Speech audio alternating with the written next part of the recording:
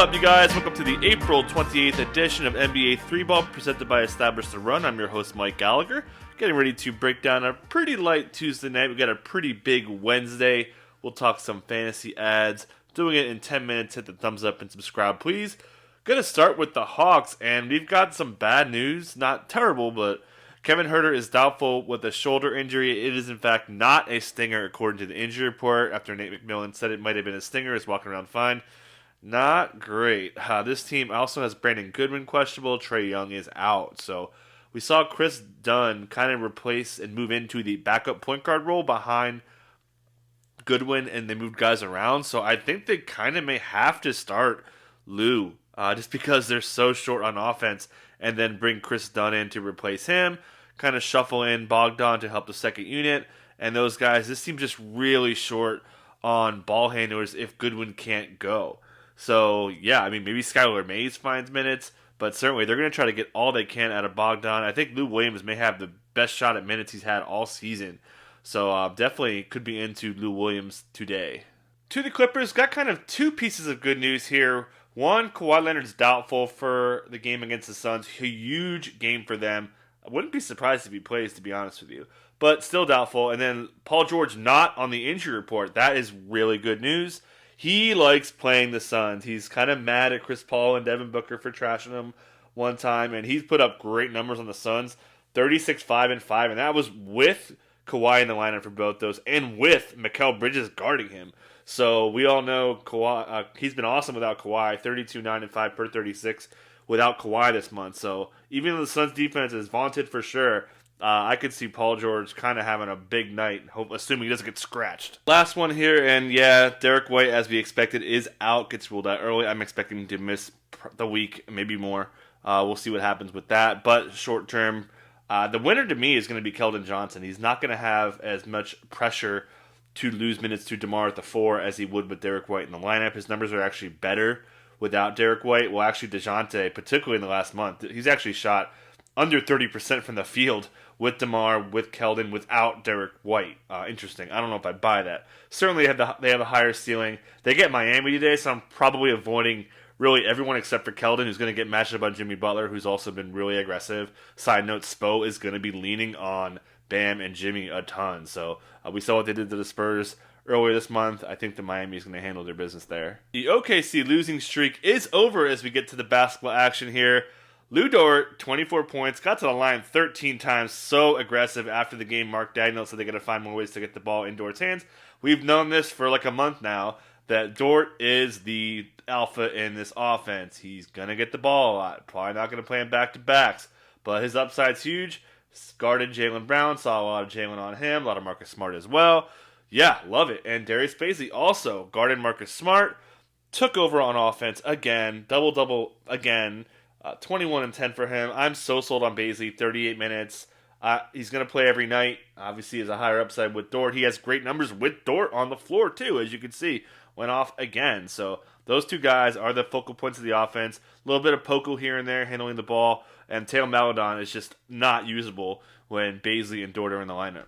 Also, front court-wise, Isaiah Roby really locked down the center minutes again. Really impactful game from him.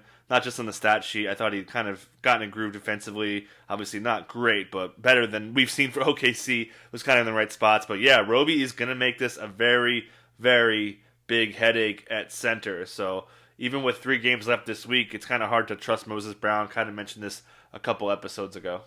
Boston drops this one without Jason Tatum, without Kemba Walker, is not going to play again against the Hornets. Got an oblique thing that was downplayed, so obliques are not great. If you follow baseball news, obliques are really bad news. And it's Kemba, so maybe it's more time beyond those 2 games. Obviously, Jaylen Brown, the star of the show, 39 points. We knew that was going to happen. 16 steals. The OKC Thunder are giving up 19 steals in the last 2 games, lead the league in that category as well.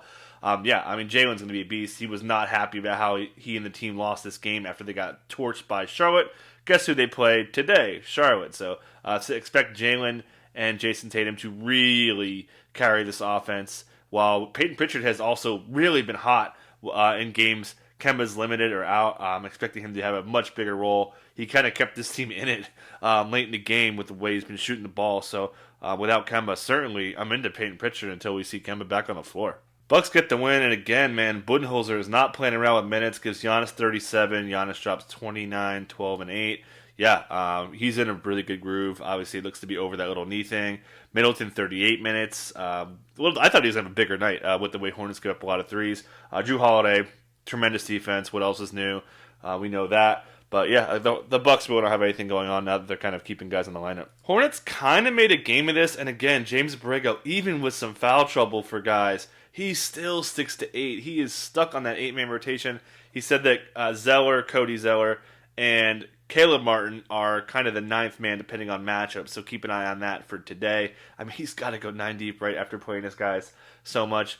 But Devontae, really good game. Interestingly, Devontae has been like horrendous on back-to-backs. He's shooting like sub 30% from the field, which is crazy. But PJ Washington, and this starting lineup has been awesome. They were coming in with over 130 offensive rating together, so certainly look what they could do against Boston, and it's going to probably be a pretty decent scoring game. I'm excited to watch this one. Much needed win for the Portland Trailblazers. Dropped 133. Man, the Pacers defense can be so bad. Yeah, the hair here is Anthony Simons, 27 and 9 of 10 from 3. Almost had a franchise record for most threes without a miss. Yeah, great. They needed to keep guys down. They have a back-to-back today, so hopefully Dame can still be out there. Nurk's minutes were also kept down. That was really important here. Big game against Memphis today. They said Nurk, they'll see what happens. Only 20 minutes, would think Nurk's going to be out there in a huge game. Dame has been owned by Dylan Brooks, so we'll see if he can kind of rebound there. Really looking forward to that game today. Pacers dropped this one, but they do get some pretty good lines here from Ice Bricks goes Ice Blocks, 5 blocks, 18 and 10, 2 steals, 40 minutes. I've said it like 5 times now. Bjorkgren's going to play Brissett regardless. Power forward, small forward, center, he's going to find minutes. Jakar Sampson in foul trouble again. His last 4 games, he's averaging 14.4 fouls per 36 in his last 4 first quarters. I mean, dude, stop fouling.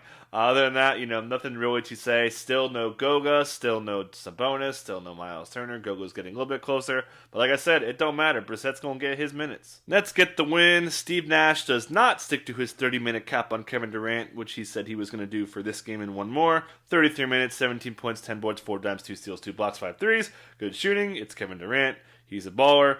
Jeff Green, really big minutes. Joe Harris, also. Kyrie, struggling, having his best assist month of his career, but didn't really have it overall today. That's fine. When Harden comes back, that lineup, the 4 I just mentioned, and Harden, they have a plus 54 net rating in their fourth quarter minutes together, like a 35-minute sample, but it's just absurd.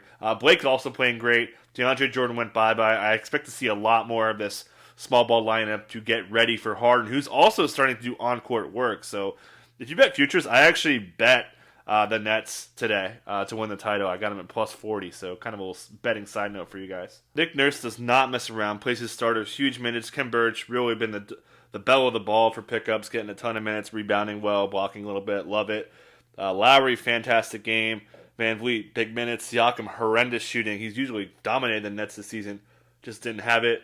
Malachi Flynn kind of found his way to getting some minutes, maybe he could have some value, but obviously if they're not going to rest Lowry and Van Vliet, that's not going to be great for his upside. Wolves win again. Juancho kind of the hero here. Cat fouls out. Anthony Edwards kind of all over the place. McDaniels kind of all over the place. D'Lo struggled a little bit this one in the back-to-back. D'Lo's trying now. But the Wolves, man, they're going from about a 40% chance to keep their pick.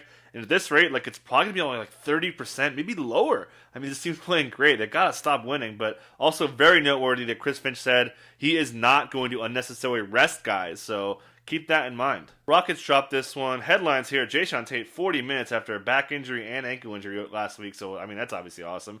Bad news here is KPJ, brutal. Got going a little bit later in this game, but it was kind of a little too late. Let's talk about the effort, you idiot.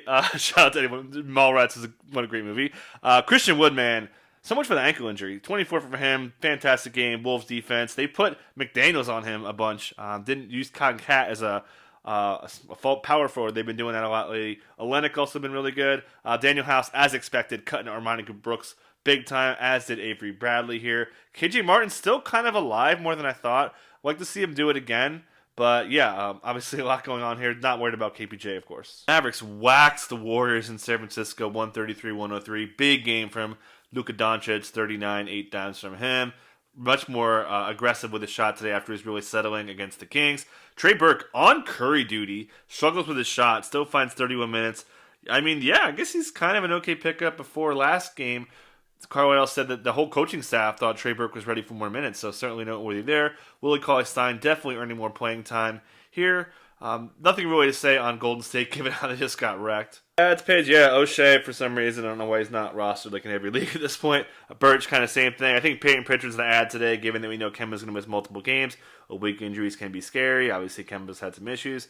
Yeah, I like Peyton Pritchard a lot. He's kind of the pickup of the day to me. Cody Martin, another guy people aren't picking up. I don't get why. Like I said, 8-man rotation. Guy starting. He's going to play a ton. He could steal.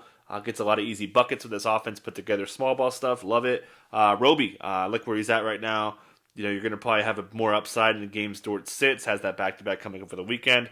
Trey Burke, into it. Obviously, I would call him more of a stream, but I think he's kind of earned a role here in the Josh Richardson role. So until we get J. Rich back, I think he's on the radar. Willie Cauley-Stein really earning playing time here. That's kind of it. We'll talk to you guys next time.